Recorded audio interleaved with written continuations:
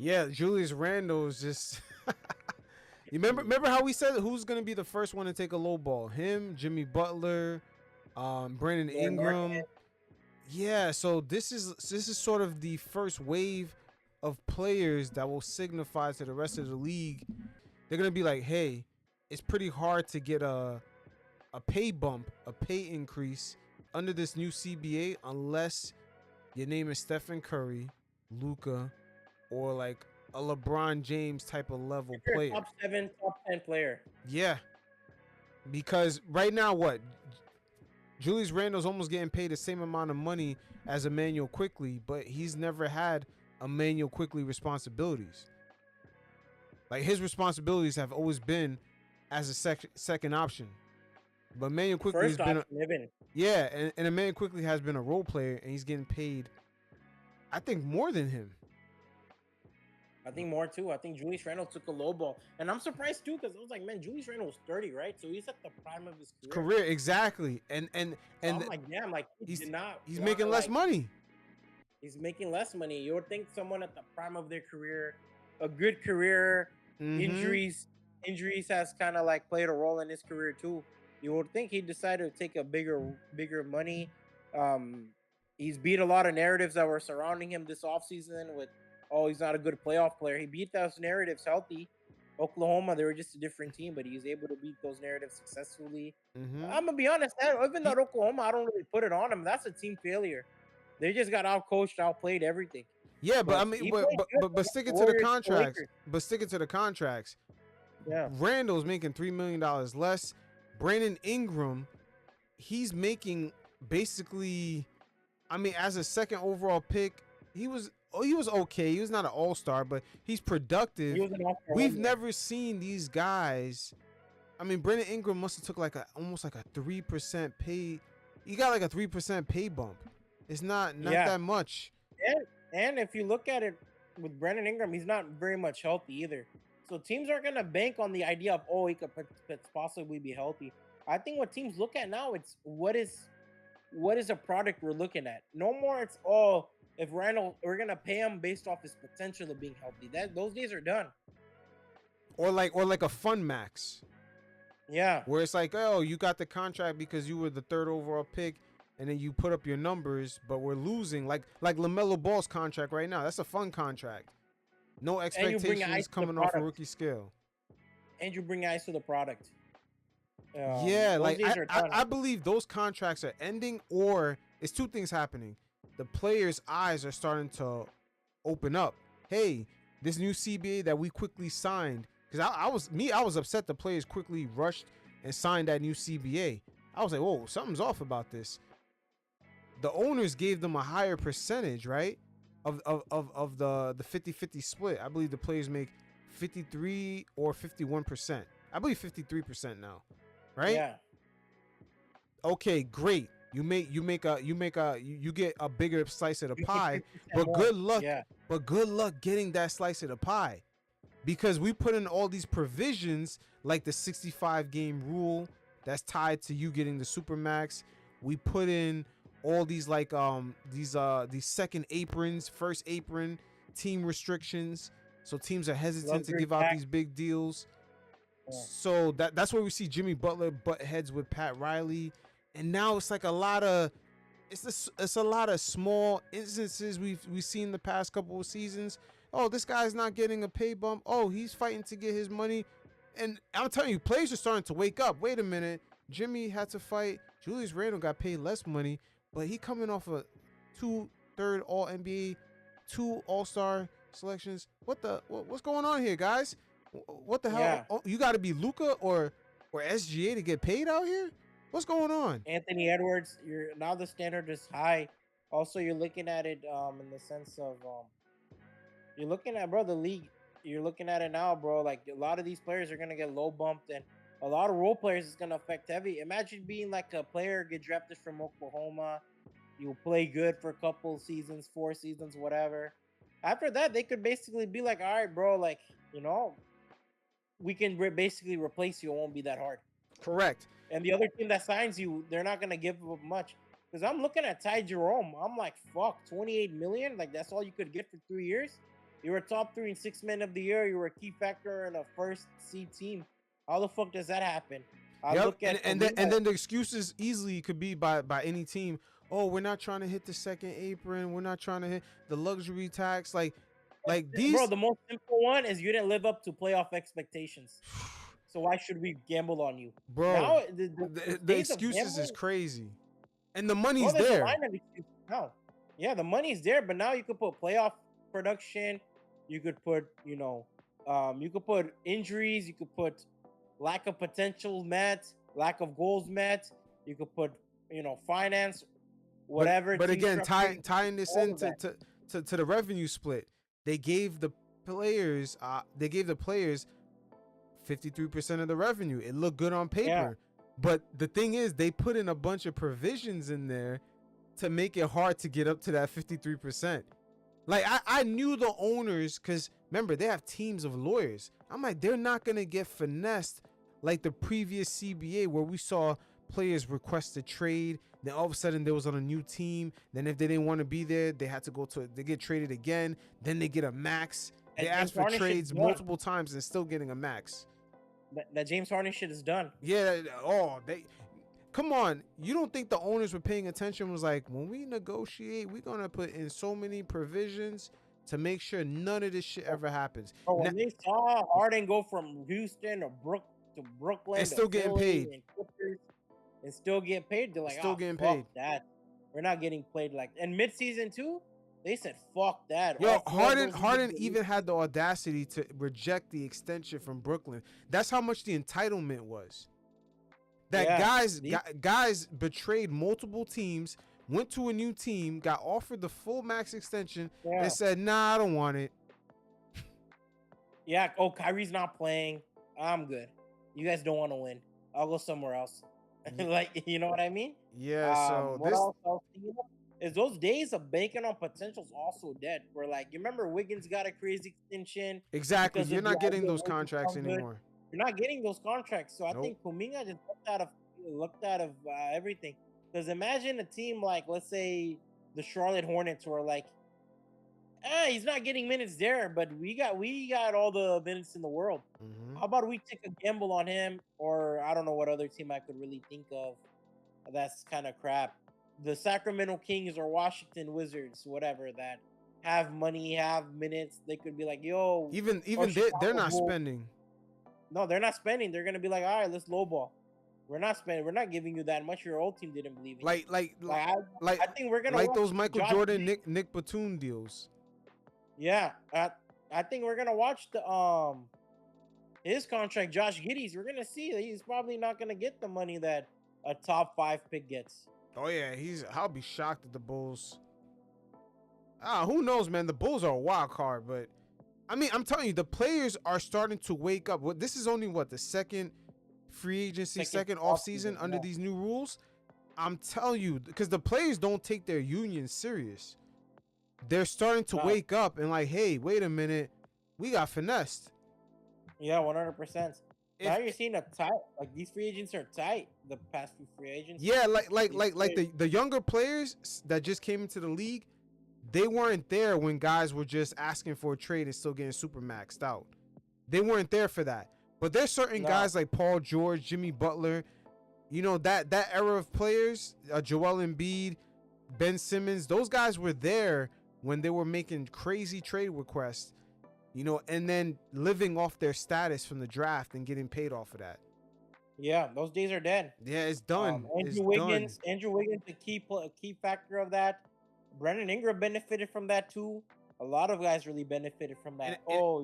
And I think Brandon Ingram, he was one of those players that saw that when he was a rookie, and by the time it came time for him to get paid, that shit was done. That's why he had a hard time comprehending his market value last year, because he was telling the Pelicans he can get more. 150 million. He's like, all right, fuck it, like it's gonna get worse from here. Might as well ink the deal as soon as possible. And I think that's what happened with even this negotiation. I saw Randle pick up his option. I'm like, oh, Randle's gonna wait it out for another offseason, see what's up. I was like, oh shit, he just took the deal. I'm like, I was surprised. I'm like, oh, okay, I guess that's interesting. But I'm wondering behind closed doors if the players are talking among each other. Like the ones that are not the top 10 players in the league.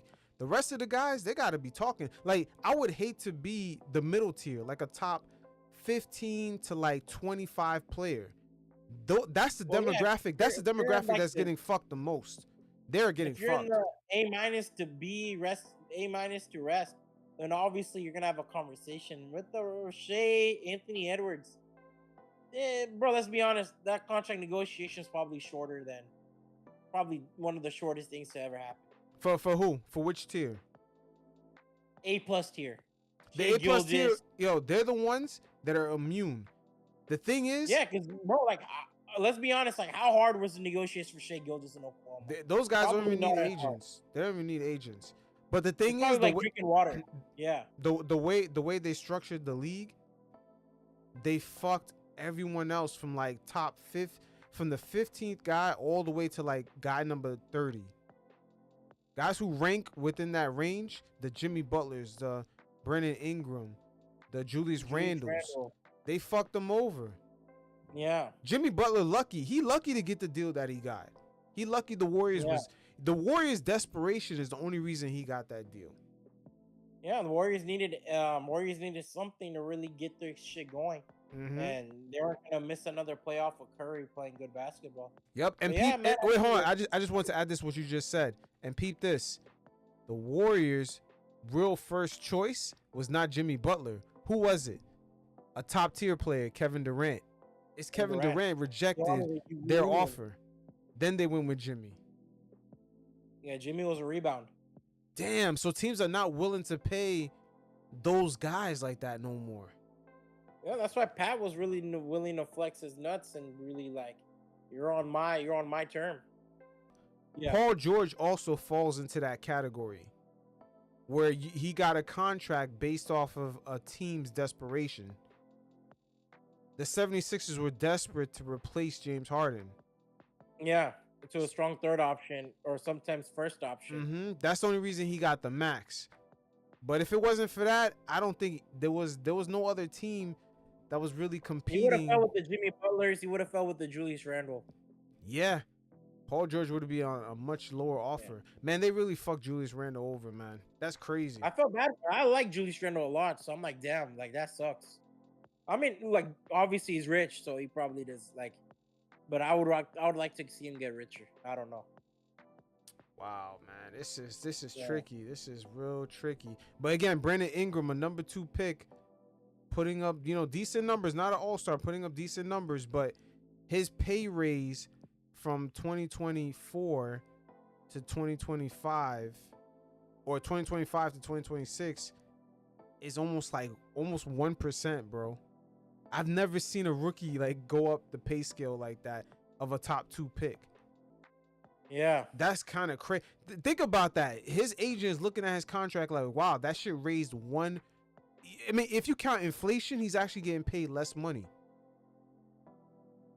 If you look at inflation, he's actually getting paid less money than his rookie scale extension. That's crazy. And he's an NBA player. That is never, I'm telling you, the players got finessed by these billionaire owners. They got finessed. They don't even realize. They're going to start realizing it now. Well, they're going to start calculating money and they're going to realize how much they really lost. The owners say, hey, guys, you guys take 53% of the pie and we're going to take the other portion. But good luck getting that 53% because there's so many provisions in that contract. And peep this, right? Yeah. One provision, I'm going to give you a prime example how they finessed them. You know the 65 game rule? Guess who had say so on that and didn't have say so on that at all? The players union couldn't say shit about it. The players could not even get involved. It was an owner's vote. They made that rule a team rule. So a team rule can only be discussed by the owners. But it's a team rule for individual players. You see how they tap dancing around the contract? That shit is crazy. But it's a team rule that affects individual players. It's about individual players. And that 65 games is also tied into them getting a supermax. getting awards in order to get a supermax. Okay, That shit is nasty. What I'm gonna ask you next. One of the players that are upcoming in free agency is a player who at one point we viewed as a top 10, top 15 player. He's gonna be up for a supermax next off season. John Morant. He's not gonna get it by the lack of games he's played in. Yeah, he's not gonna get it. He's not gonna get it. And you know what? His ownership group is probably happy about that.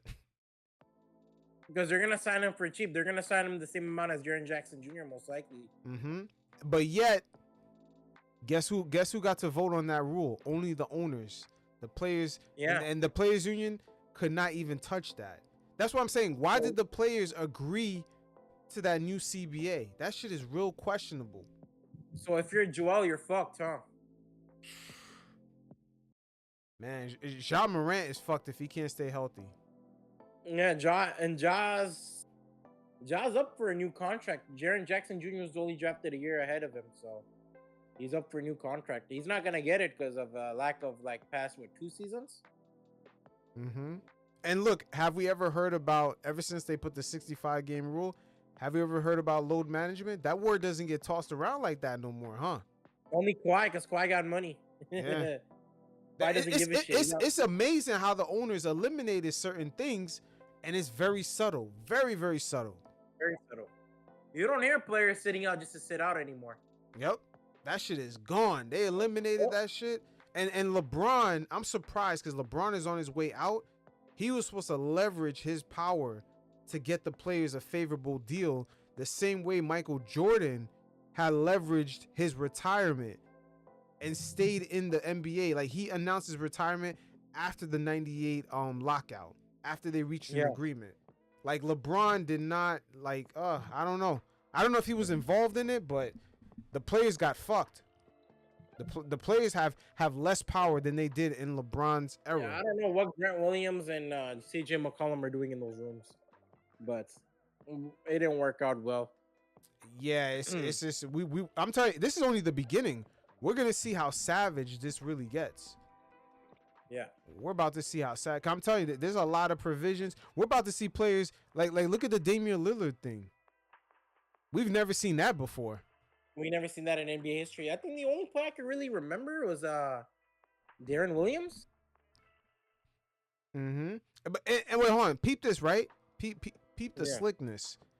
Damian Lillard got bought out, but guess who can't touch him? Any contending team that has high salaries. They can't pick him up. Yeah. Like they're slick the way they did this shit, man. They made that shit ugly. They said no super teams under our watch. Nope. And no guys forcing a buyout to go, because that was the thing to do. Remember, guys would force a buyout and then they would sign like Russell Westbrook. There was a few guys league minimum contracts on championship teams. Yeah, there was a few guys. That was the thing to do in the 2010s. Like DeMarcus Cousins joining the Warriors. You can't do that no more. I never forget when DeMarcus Cousins joined the Warriors that summer. People were losing their shit. Yeah, because he's a big name. Yeah, people were losing their shit, but that was the thing to do. Oh yeah, he got bought out. Oh, I heard the team contending for a championship about to pick him up. You can't do that no more. It's done, bro. It's done. I mean, you could do that if you're the Oklahoma City Thunder because they're under the cap. They got money, bro. The Oklahoma City Thunder is the only team with money right now. Mm-hmm. But how rare is that? The Brooklyn Nets and Washington Wizards, but who the fuck's joining those teams? Mm-hmm. What if the NBA what if the owners kind of constructed things so it could end up being like OKC? Championship teams are built where it's more balanced and it's cheap. It's a cheap team. That's what I'm talking about earlier. You know, I don't remember an era where GMs and coaches were fired like this soon after having successful seasons, or GMs getting fired after having like a successful run. It usually happened a lot later, right? From what I remember. Now you're seeing, bro, the pressures on the GMs and the coaches, they're just as replaceable as the players. They're telling them like, yo, you better have a fucking vision and it better be fucking good. Sam Presti saves his job because he had a vision, and I guarantee he didn't even mention championship when he sold that whole draft pick vision. What he sold them is I'm gonna save you millions upon millions of dollars. You're not gonna have to worry about spending a dime. If we compete, we compete. I guarantee that was Sam Presti's sell to Oklahoma City Thunder when it came to those draft picks and kind of the new direction they took. Sheesh.